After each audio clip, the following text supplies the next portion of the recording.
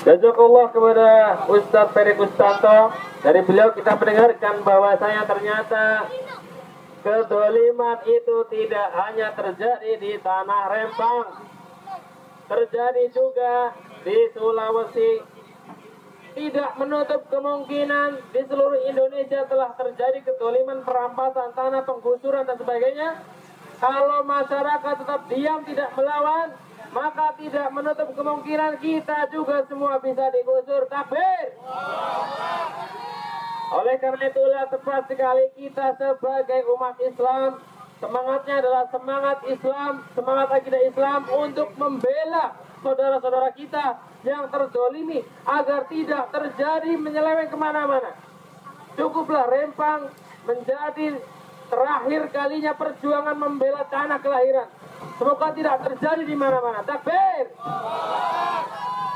Selanjutnya, marilah kita dengarkan orasi dari Bang Faiz Salim. Beliau adalah pembina komunitas pemuda Hijrah Bekasi. Bagi yang sudah hijrah, marilah kita dengarkan orasi dari beliau. Takbir.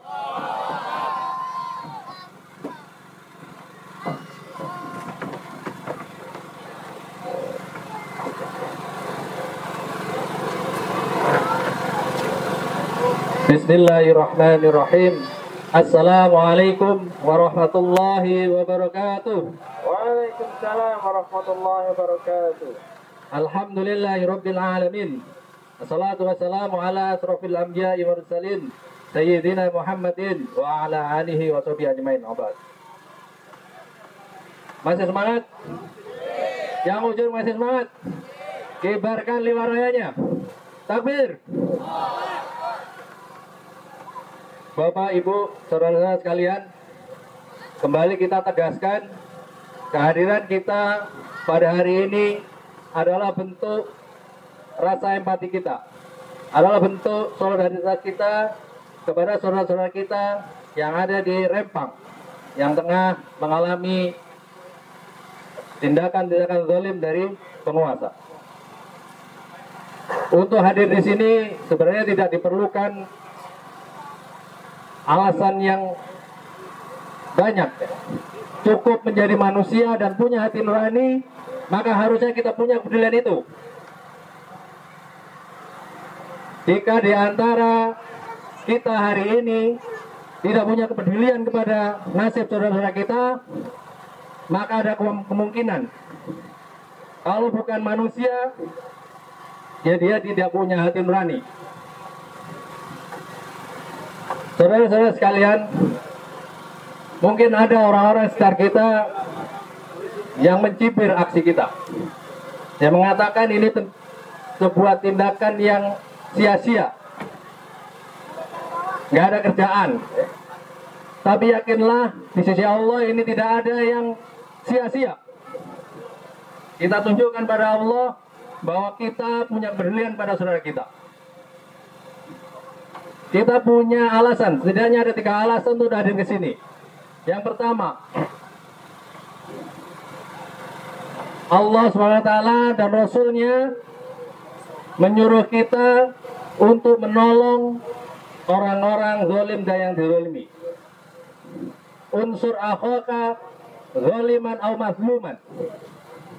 Kemudian para sahabat bertanya, bagaimana cara kami menolong orang-orang yang zalim? Maka cegahlah mereka dari kezaliman mereka.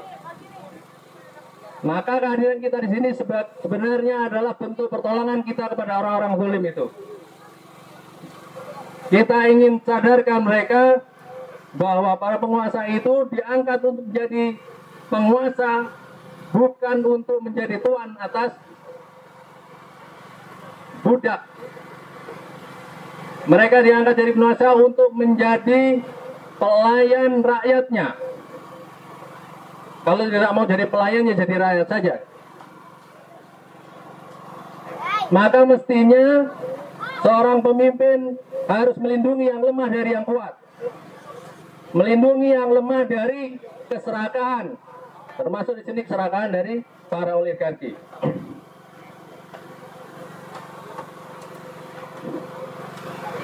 Maka kezaliman ini harus segera dihentikan. atau Allah akan turunkan azabnya, ya. Dan kehadiran kita di sini semoga kita terhindar dari azab itu.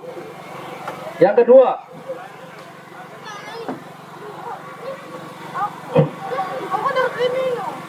Allah SWT atau Islam menyuruh kita untuk tidak menjadi oportunis. Rasul SAW sampaikan, barang siapa tidak peduli kepada nasib saudaranya, nasib kaum muslimin, man la yahtamil amri muslimin laisa minhum. Barang siapa tidak peduli pada nasib kaum muslimin, maka dia bukan golongan mereka. Kalau kita bukan golongan kaum muslim, lalu mau jadi golongan siapa? Karena hanya golongan kaum muslimin saja yang insya Allah akan mendapatkan syafaat Rasulullah di bawah naungan liwa beliau.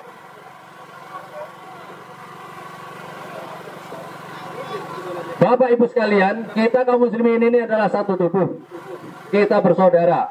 Maka persatuan ini harus menjadi perhatian kita semua. Ya. Jangan sampai kemudian kita dikotak-kotakan, dipecah-pecah menjadi beberapa golongan, apalagi ya, partai-partai pendukung oligarki itu. Karena selama kita terpecah-pecah, maka sampai kapanpun kita tidak akan punya kepedulian kepada saudara-saudara kita yang tertindas. Maka dalam kesempatan ini, maka kita serukan bahwa kita harus bersatu sebagaimana dulu Rasulullah SAW bersama para sahabat mempersatukan kita umat Islam hingga di seluruh dunia. Bapak Ibu saudara sekalian, alasan yang ketiga bahwa Allah Subhanahu wa taala mewajibkan kepada kita untuk mendakwahkan Islam. Agar Islam ini menjadi pengatur kehidupan kita. Bahwa Islam ini diturunkan menyertai penciptaan manusia dan alam semesta ini agar manusia ini mengatur mereka dengan Islam, agar tidak terjadi kesewenang-wenangan, tidak terjadi kezaliman seperti yang kita lihat saat ini. Apakah kasus Rempang ini satu-satunya problem kita?